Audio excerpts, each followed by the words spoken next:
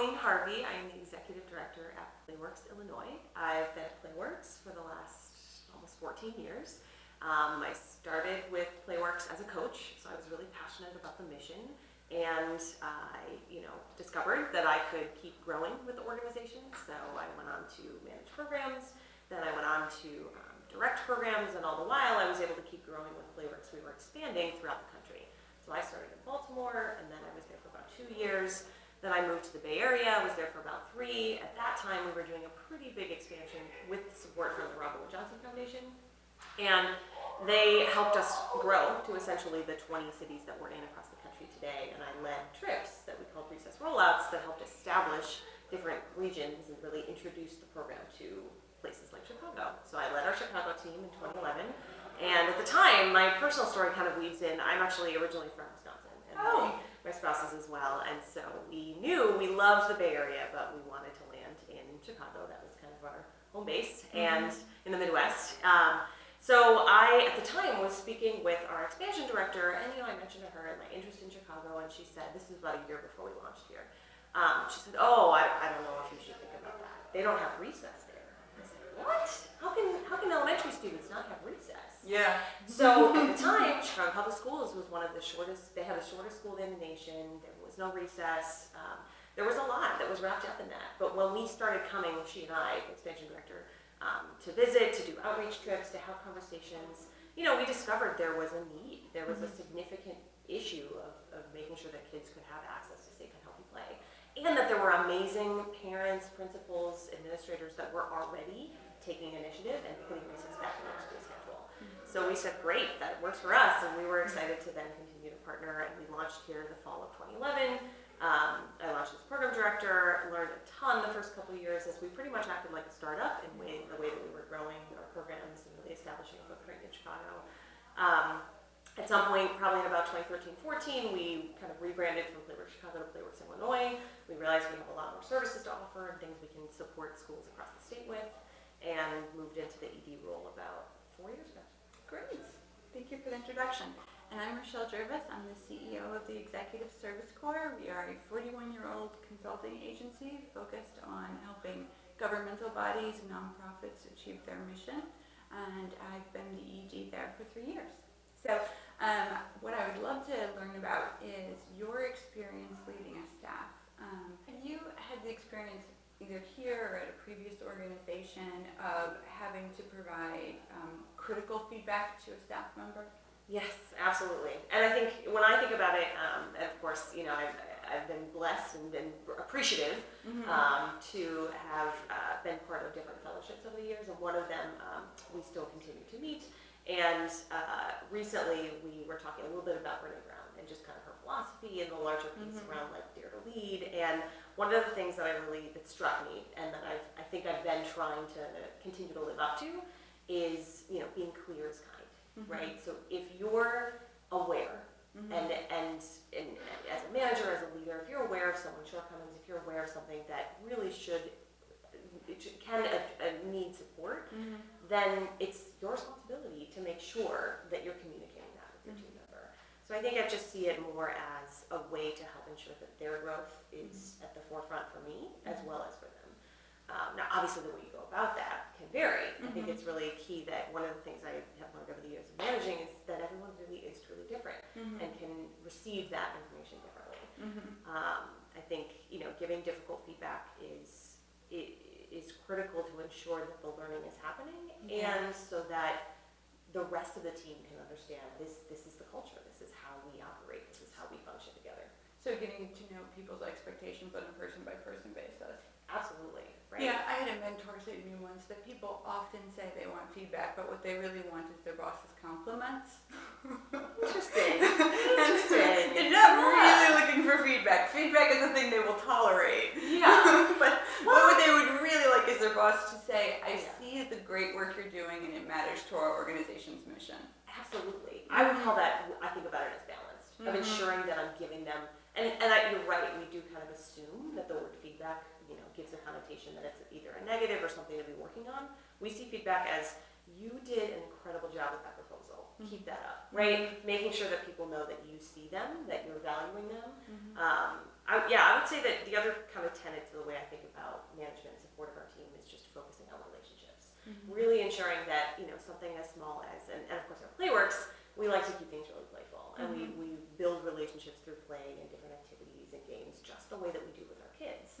So something like a 3 o'clock office recess is a great way to not only blow out some steam, help wake myself up a little bit in the afternoon, but also to be able to connect. I mean, something as silly as, a game of like heads up, right?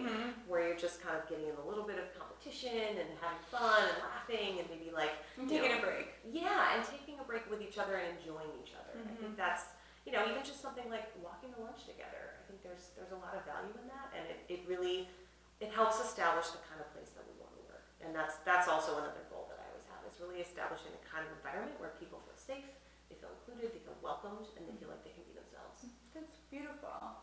So when you have new staff come on, how do you get them up to speed on the culture of the organization, which, as you said, is about feedback, it's about play, it's about being invested in the kids.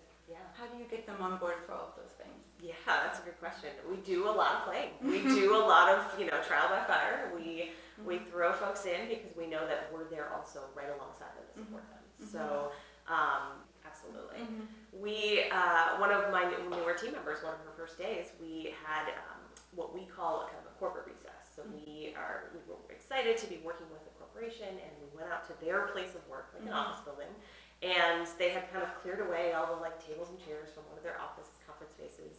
And we literally played dodgeball with them for like an hour. So, and she was jumping That sounds amazing. It was wonderful. I would highly recommend it for anyone looking. Just a little bit of dodgeball, a little bit of, we have lots of different games. You can always check that out. That's great. Tom, dodgeball? No? I think it'd be good. You've got an arm.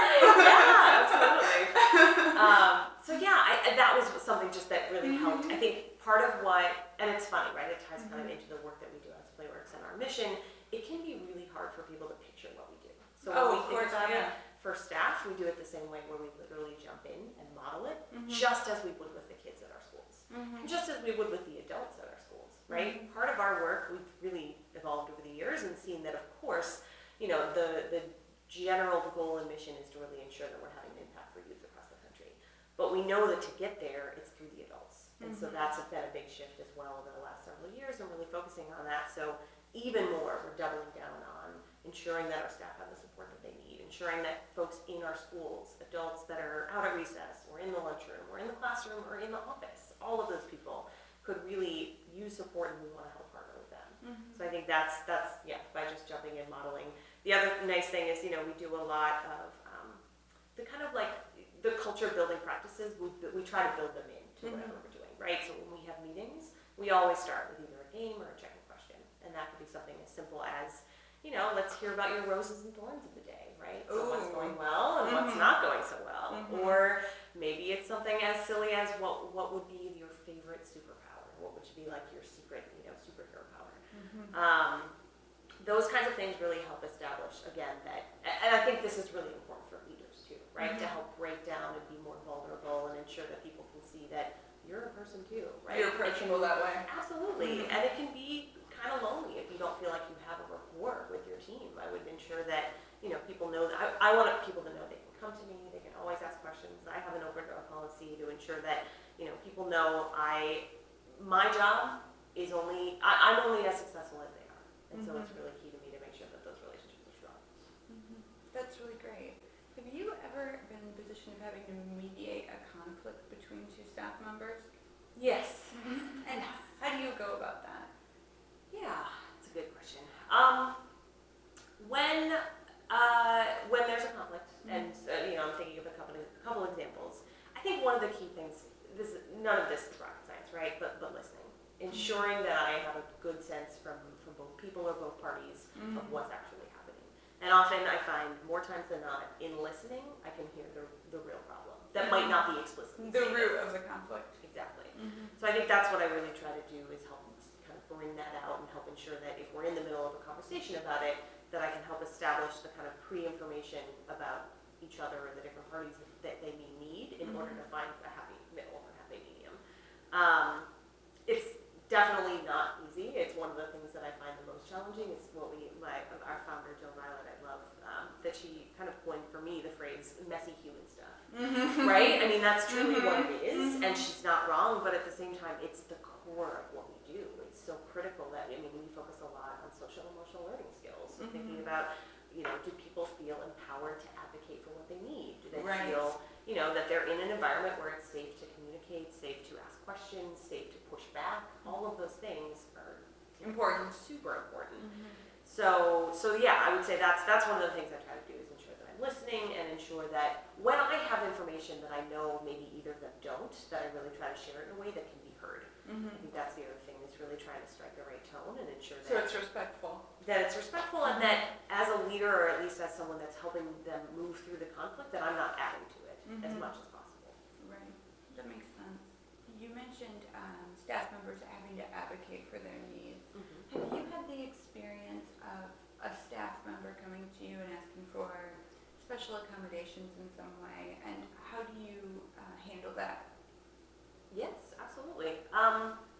It kind of still brings me back to our work at Playworks. Inclusivity is a really important, it's a core value of our entire organization. And one of the things when we think about it that way is just ensuring that, if even one person doesn't feel either safe or included or welcomed in some way, that can make the entire team feel that, It's the hole in the boat. Right, exactly. We're all going down. Yeah, right. It can definitely bring the whole team a step back. So yeah, I mean, it's thinking about, so when we look at that, we think about modifications as really critical pieces for all of us to thrive. Because if we're really in this all together, which we are, then we know that by making small modifications or accommodations can truly help us all succeed. So, I mean, it's something as simple as about thinking about, where we park and just the walk to and from, and depending on maybe if it's later in the winter and it's dark at night, is that safe? Do people feel okay doing that walk, right? It's a couple blocks, but I think there's a lot of value in having those conversations and making sure people feel that they can come to me or other leaders on the team and have a dialogue about it. And just express their needs and have their needs met. Exactly, right. One challenge that I think is unique to nonprofits is that a lot of our funding is tied to things we can't control. For example, the outside priorities of grant makers. Sure. And so those are not our board members, and we dance to their tune. And so as those priorities of donors and foundations change, that can sometimes affect the staffing. Sure. I didn't wonder what your experience has been with that and how you've managed that, because that can be very damaging to a culture of an organization. Yep.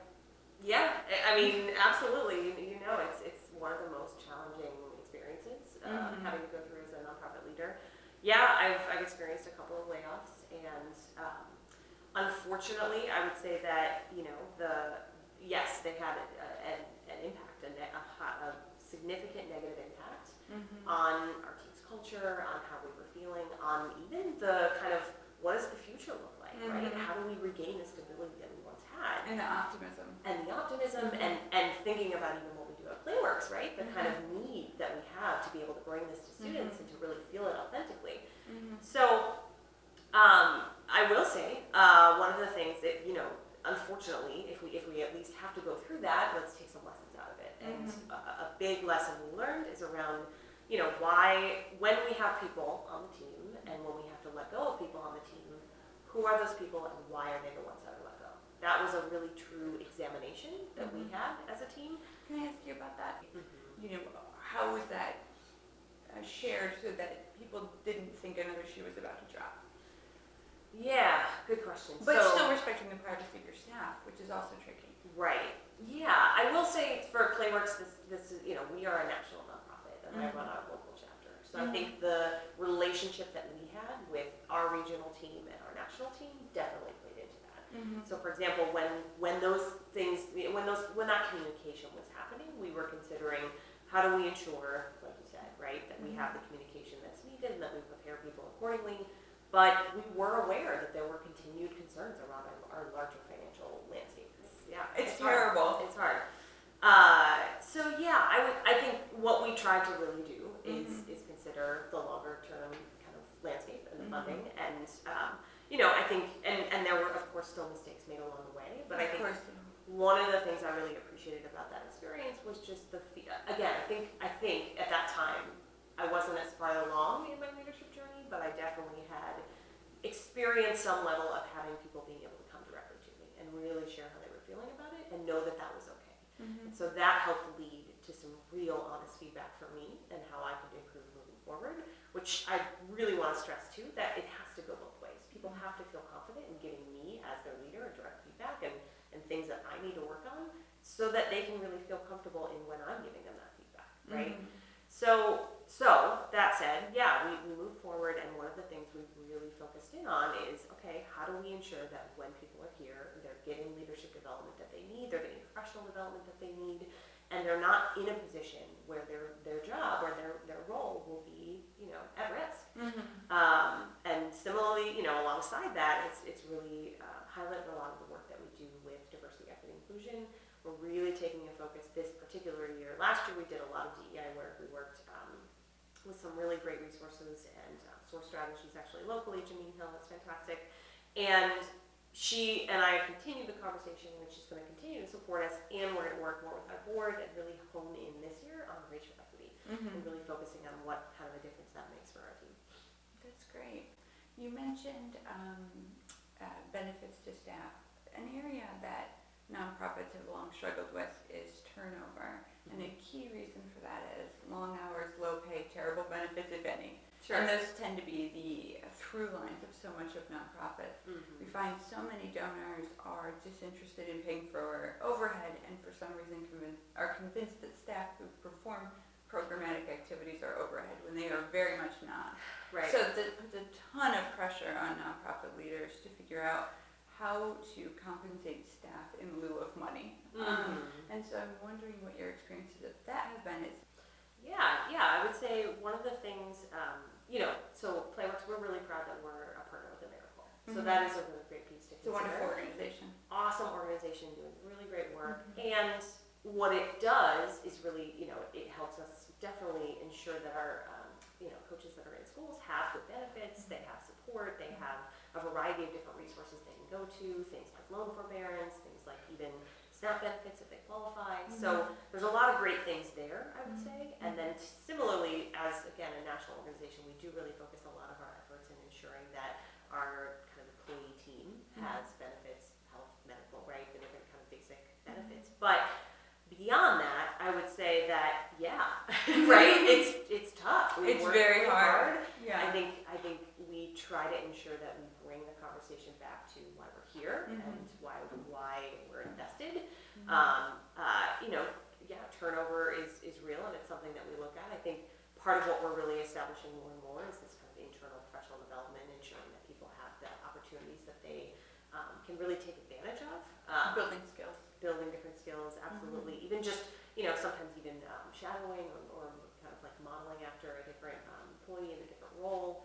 We've tried different buddy programs that have been really helpful. I think definitely it's a lot about the environment we create and about the kind of feeling that people get when they're here. And, we want, when you go to work, it's funny, we talk about it the same way with kids at school. Like, when you wake up Monday morning, what are you excited about, right? Mm-hmm. And sometimes, I'm not a morning person. I'm not excited generally to get out of bed.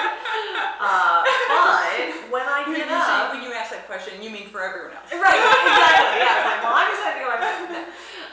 No, but I'm excited to know that when I come in the door, I'm going to have several people saying good morning to me. I'm going to have, something as small and silly as like a BuzzFeed personality quiz waiting for me in my inbox so that we can all chat about, what state are you meant to live in, right? Mine's California, by the way. Oh, interesting. You're from Wisconsin? I am, yes. Wow, I've lived out there a couple of years, so.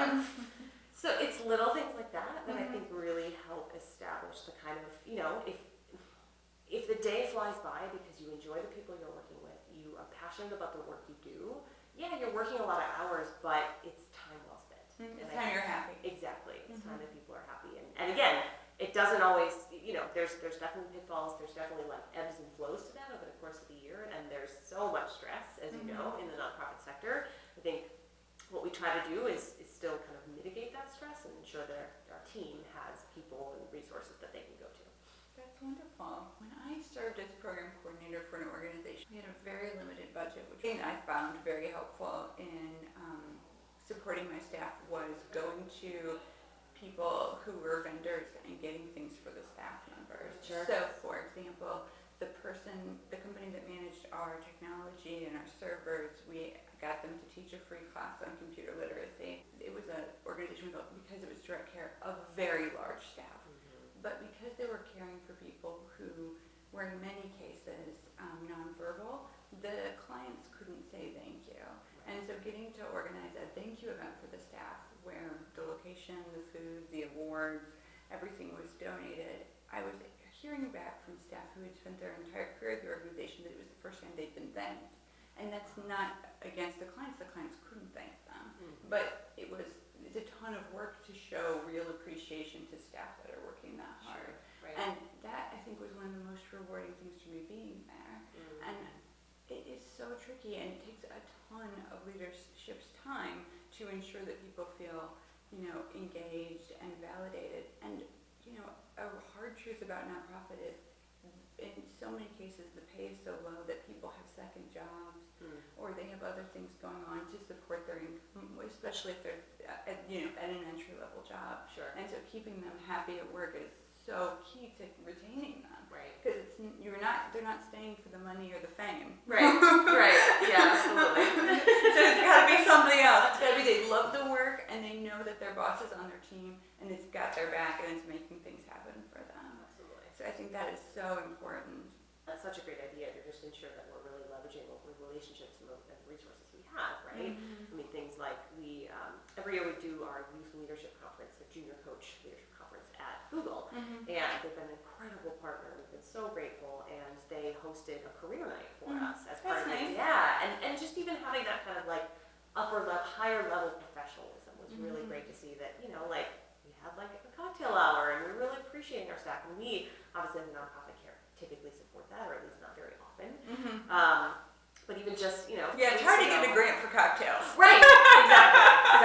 But just something as simple as like a really like classy appetizer, those kinds of things. It's like, yeah, we care about you, we really, appreciate and support you.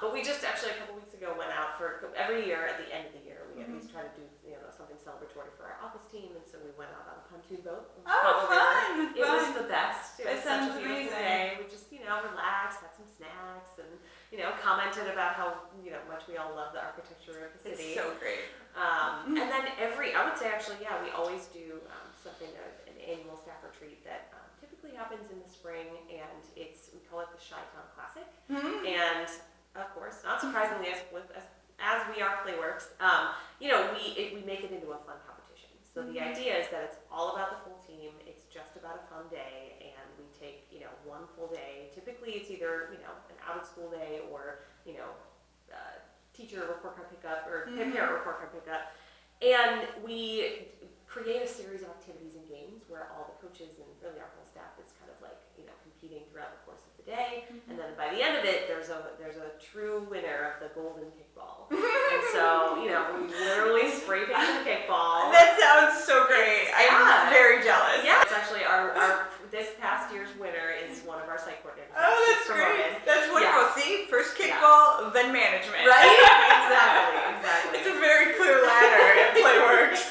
Yes. Dominate on the field, dominate in the office. Absolutely. Yeah. So we do. We really try to make sure that we're living our values that way. We do That's several great. retreats. We call them funsies throughout the year. We're actually just planning to take the team out to do whirly ball in a couple weeks. Oh, that's fun. We love whirly ball. Whirly ball's great. Yeah. That's good. Good for you. So as you think about the complexities of leading a team in a chapter organization, how do you help staff, besides professional development, plan for the next stages in their career? So for example, you're an amazing kickball player. Yes. So how do you help prepare them in case that the way that they move up in their career is moving out or even to a partner organization? Absolutely. Yeah. We try to focus a lot on competencies and really thinking through kind of the different, career paths that folks might be looking at. We do, of course, as with any organization, we have performance management and different systems. We set annual goals and we check in with them at least quarterly throughout the year. And I would say that part of the work we try to do as managers is really identifying key strengths early on to help guide people. I think that's one of the things I hear the most often actually about our coaches and kind of our more entry-level staff, that often the quote just gets me every time. One of our senior program manager, has been with Playworks a long time as well, and she has done an incredible job of really helping support coaches over the years. And one coach in particular, I remember the conversation she had with her, this is a couple of years ago, and senior program manager was asking her, like, tell me, let's think about your future. And the coach said to her, the future is a dark and scary place. And I said, wow. That's bleak. Yes, it is, but it really gave me a much better perspective. What a terrifying window into that person's brain. But I really saw it as kind of a cry for help, as kind of a way to say, I don't know how to do this. I don't know how to, and even just the idea of having to define something in this moment is terrifying to me. So, and I get that, right? When I think about 5 years from now, I'm not sure where I'm going to be. So I think there's just a healthy dose of reality, I think, in understanding that you have to meet people where they are and help them slowly go toward the path wherever you might think they could really thrive. But it takes a lot of dialogue, it takes a lot of relationship building, it takes a lot of support and kind of checking in over the course of the years. And I will follow up and say that coach is doing wonderfully. She's now teaching at school, which is fantastic. Yeah, so I say that, and that's actually a very common path for us. We often have coaches that come to our program that are either right out of college or maybe, somewhere in the kind of early stages in their careers. And they want to be teachers or they want to maybe work with kids in some way, but they haven't gotten their credential or maybe aren't totally sure yet and they're still figuring things out. So we often help them, by working full-time in a school environment, it really helps define the kind of, whether that would be something they want to do or they want to think about other paths. Similarly for other nonprofits, we think a lot about, when I think about nonprofit, I know there's many different ways to view it, but I think about it as large buckets, right? It's kind of a large bucket of like impact, so like program and like evaluation, the different focus areas there. Development, of course, making sure we have our resources, making sure we're bringing in everything we need to support our work. And then operations and kind of the administrative side. And so we actually have a position here that touches on all three, but I would say that generally a lot of the positions mainly fall in one. So that said, we really try to make sure that we're having a conversation about where the interests might be and how to help support that if they're even outside of their job function to make sure. And we're a super collaborative team. We really enjoy working on projects together. We really like when we can tackle big events and different things where lots of different team members pitch in different ways. So, and That's wonderful. That really helps establish the, we can really ensure that even though your main work is delivering program at the school, if you're really passionate about helping execute on an event, great, we can partner up and do that. So do you have any advice for individuals who are moving into the role of leading a staff at a nonprofit for the first time? Yes. Oh, yes. Don't be so hard on yourself. Okay. Good. Don't expect to be perfect. That goes together with that. My experience, I came into management relatively young, relatively early in my career. I spent 1 year delivering the program and then I moved into the manager role when I was 23. Oh, wow. So, and I had that moment, and learning from my own mistakes, I think I was a little closed off that first year. I think I felt like I had to present myself in such a way that helped ensure that I you were received taken seriously. exactly the respect and the kind of authority that I felt like I needed at the time to be able to kind of, Run do the my organization. Right. And the year didn't go poorly, but I will say there were certain things that I could have definitely done better. I think there were relationships I could have helped make stronger by showing more of my vulnerable side as a leader to them. I think, and definitely that's something that's really evolved over the years. So I would say to just person first, focus on that, and then help, really listen. Doing a lot of listening is always going to help you succeed. So give yourself some space to make mistakes. Yes. Listen. Yes. Understand. You'll make mistakes. Your staff will make mistakes. It's okay. You can still be open. Absolutely. And I think one of the things that I would try to do early on too is make sure the other person that you're working with knows why you're there. If they have the why behind you, they can share your really help. passion for the mission. Exactly. And maybe it's like a specific element of it, or maybe it's something that just once they know will help clarify for them the reason you're doing this work and why you might do things certain ways. How do you manage situations where board members, donors, or other key stakeholders are providing you feedback for staff members? Not how do you manage it with the staff, but how do you manage it with those people giving you the feedback? Yeah, it's a It's a great question. I think it comes up. I wouldn't say all the time, but absolutely there are opportunities. I think one of the things when I'm in that conversation with a board member or a stakeholder, I really ensure that, again, I'm listening, right? So I'm getting a sense of what they're actually saying. Sometimes it might not actually be about that person. Maybe it's more about information I haven't given them, or information they're not sure about generally for the program. So maybe they're not sure of expectations of what that person should be doing. So part of it might be that. So I really try to make sure I'm listening for the heart of the issue. Then, I can usually would respond something along the lines of, thank you so much for sharing that. I depending on what the issue is, I'm gonna follow up, and and then basically try to redirect to something that I think might be more helpful for them to focus on. I think sometimes board members can see absolutely and have a great perspective that I may not have, so I do really appreciate that. But I also know that, of course, they don't have the full picture of that person's performance. Right. And so depending on what the context is, and we want to really ensure that privacy and confidentiality is respected, if there is a concern that I already have seen and I'm working on, then I would just ensure that I'm thanking them, that we're moving on to another topic, and that it's just kept at a level that feels respectful all around. That's wise. Is there anything else you want to share about leading a nonprofit organization, either with employees of the organization, board members, or other stakeholders? Yeah, I think it's a really. I was having a conversation about this recently. Actually. Ooh, yeah. okay. It was just and it was this is funny. It was with my stylist. Someone just get my hair cut. Right. That's the modern confessional. Yeah. Well, and it was funny because I guess she didn't. I don't know. She hadn't really had that much experience with nonprofits, and I think she had the sense that we weren't paying people anything. And I was like, no. Like people get a salary. But I can see why she'd think that. Yes, that is a fair assessment. Absolutely. I think there's some misconceptions out there, but it's rooted in truth, right?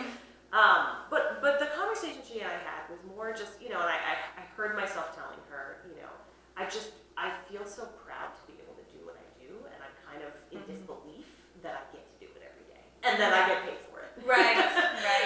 So I guess for me it was just this realization that I forget, because when you're in this world, you get wrapped around it, and of course everything is. Everybody works for a nonprofit, funds a nonprofit, volunteers at a nonprofit. Exactly. I know. So it's the bubble, right? Yeah. And I think outside the bubble, there are people that are really both maybe not as sure about what's happening in the bubble or want to get involved. And so that I saw that as another great opportunity to invite her into the bubble. But yeah, I think it's continue to remember your why, especially when the days are really hard, and that will hopefully continue to sustain you in probably the most rewarding work you'll do. That's beautiful. Thank you. I really appreciate your time. Oh my gosh, thank you.